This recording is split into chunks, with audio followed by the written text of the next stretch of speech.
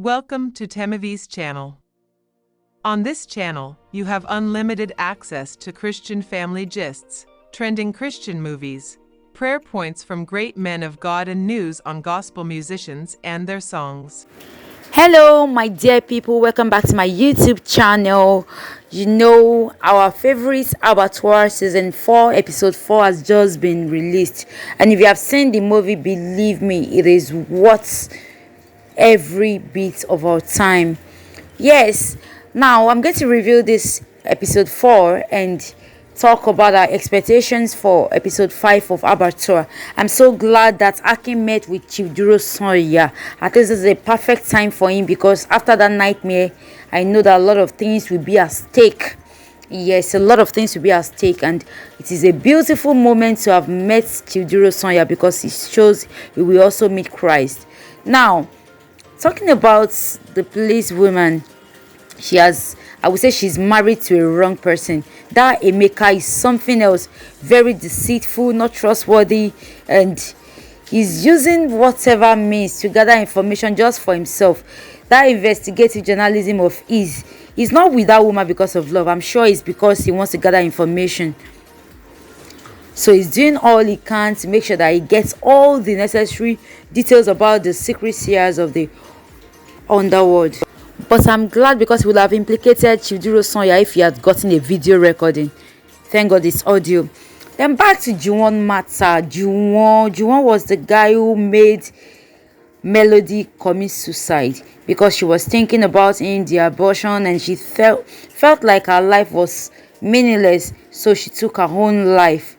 Now, Juwan met with Dele, and he was about to make the same mistake that he made with Melody, because he accused him wrongly. He started accusing him of all the things he has done, said he has blood in his hand, which made the guy feel like he really has blood on his hand and started misbehaving, and also wanted to commit suicide.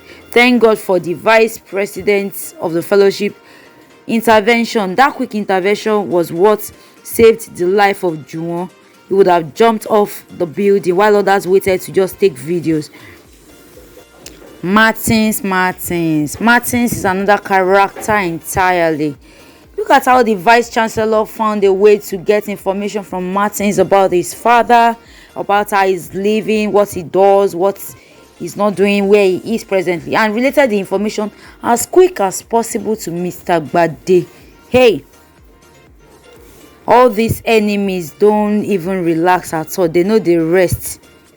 But come to think of it, Mr. Gbade has done lots of evil in his life. So he actually used a charm to pull back his son from Texas and asked him to leave his family, his wife and his daughter.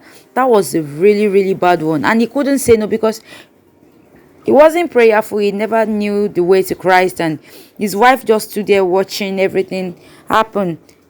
And at the end of the day, he left them there and came back to Nigeria just to meet his father. Now, that scenario was about to replay itself, but this time around, Chief Sonya was there to intervene as quick as possible. He did not allow that command to work this time around. He disregarded it, told Akin to sit, and led him to Christ. I don't know what Gbade is trying to achieve by killing his whole family, because if they are all dead, what he has is nothing.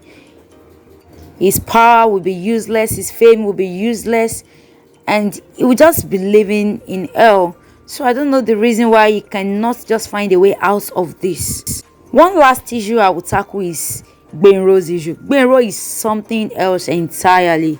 I don't know, maybe because the father is prayerful, that's the reason he's behaving that way. Come to think of it, his wife is about to be sacrificed by her father, his supposed father-in-law, and he's ignorant of all the things happening. I think that guy really needs to buckle up in prayer. He needs to pray. I want to say congratulations to Akin for entering into a safe family this time around, and to Baba Gbenro for receiving a new family member just like he wished. Here are some lessons learned from this just concluded Abattoir episode 4 of season 4. The first one is, you should learn to talk. Don't talk too much. You know, your enemy can only know as much as you let them know about you. When you talk too much, your enemy gets hold of those information and use it against you. So learn to talk. Second one is we should pray without ceasing. Pray without ceasing. If you notice, Baba Gbenro has been so prayerful all his life. He's conscious of things that goes on around him, the people that he has to himself, the family members, those that he has brought into the family. He wants the happiness and peace for every one of them. So he carries them along, prays for them at all time. Another thing is you should learn to lead people to Christ instead of accusing them. You don't have to accuse anybody for their wrongdoing. You are not God. Even the Bible has taught us not to judge in the book of Matthew chapter 7. So you have to learn to lead people to Christ and not judge them for whatever they have done. Don't judge them, don't accuse them.